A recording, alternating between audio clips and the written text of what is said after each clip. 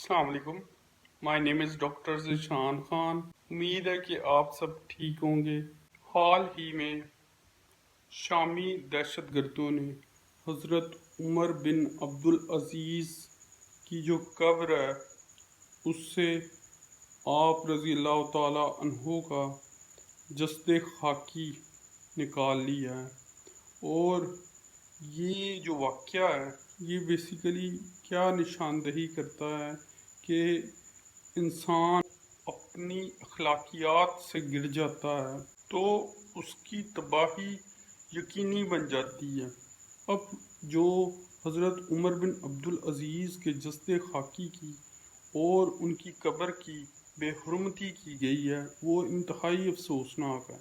لیکن کیا ہمیں یہ معلوم نہیں کہ یہ حضرت عمر بن عبدالعزیز اسلام کے 5ویں خلیفہ کہلاتے ہیں جو 2 سال 2 ماہ تک یعنی اس عرصے کے دوران جب تک وہ خلیفہ رہے تو انہوں نے کبھی اپنے رب کی رضا پر اپنی رضا کو مسلط نہیں کیا.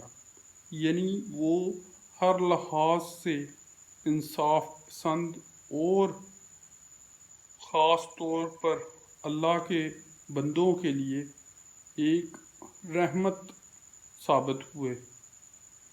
اب اس حوالے سے اگر ہم اسلامی تاریخ دیکھیں تو یہ بھی معلوم ہوتا ہے کہ کس طرح سے آپ رضی اللہ تعالی عنہ بطور گورنر جب اپنی خدمات سر انجام دیتے تھے تو آپ کا جو سامان تھا وہ 60 اونٹوں پر سوار ہوتا تھا.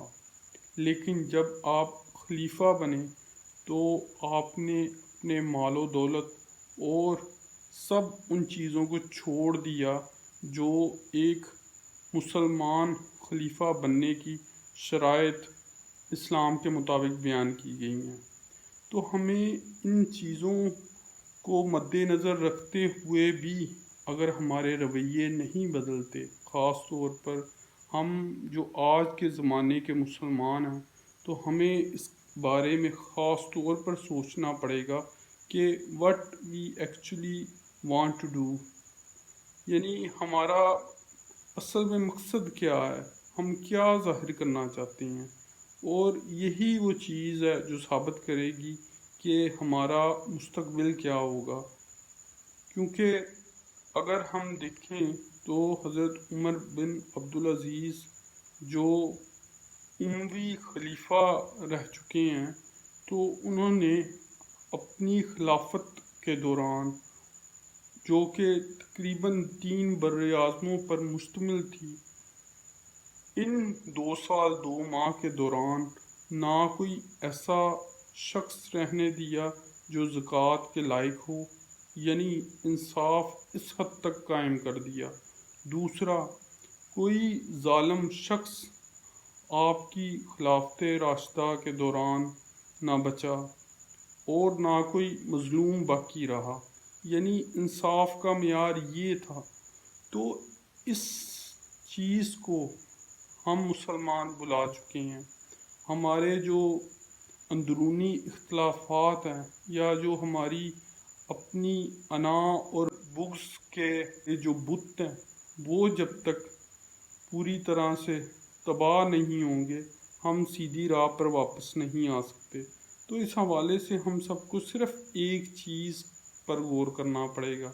اگر ہم نے اپنے آپ کو سدھارنا ہے، بہتر کرنا ہے، یعنی ہمیں اپنی اخلاقیات اور اپنی تربیت کو خاص طور پر ملحوظ خاطر رکھنا پڑے گا، پھر ہی ہم بہتر اور وہ مسلمان بن سکتے ہیں جس کے بارے میں اسلام نے کہا ہے، جس کے بارے میں ہمارے پیارے نبی حضرت محمد صلی اللہ علیہ وآلہ وسلم نے کہا ہے اور جس کا ذکر احادیث کی کتابوں میں بھی ملتا ہے.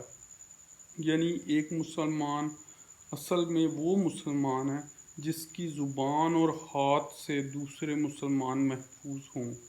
اور یہی وہ بات ہے جس کے حوالے سے ہم سب کو غور کرنا پڑے گا کہ آیا کہ ہماری ذات سے کسی کو نقصان تو نہیں پہنچتا، اور خاص طور پر قبروں کی بے حرمتی تو انتہائی افسوسناک ہے، خواہ وہ کسی بھی مذہب سے متعلق ہوں یا کسی دوسرے مذہب کی توہین، اسی طرح سے کسی دوسرے کی املاک کی توہین۔ یہ انتہائی افسوسناک اور ناپسندیدہ عمل ہے، تو ہم سب کو اس سے خود بھی بچنا ہے اور دوسروں کو بھی بچانا ہے۔ لیکن پھر وہی بات ہے کہ ہمیں اس تبدیلی کو اپنے آپ سے شروع کرنا پڑے گا، ہمیں اس تبدیلی کو اپنے گھروں سے شروع کرنا پڑے گا، اور ہمیں صرف باتوں کا مومن نہیں بننا، بلکہ ہمیں عمل کے تھرو یہ ثابت کرنا ہے کہ ہماری عملی زندگی ہی اصل مسلمان کی نشانی ہے۔ پھر ہی ہم سرخرو بھی ہو پائیں گے اور ہر طرح سے ایک سچے مسلمان بھی بن پائیں گے۔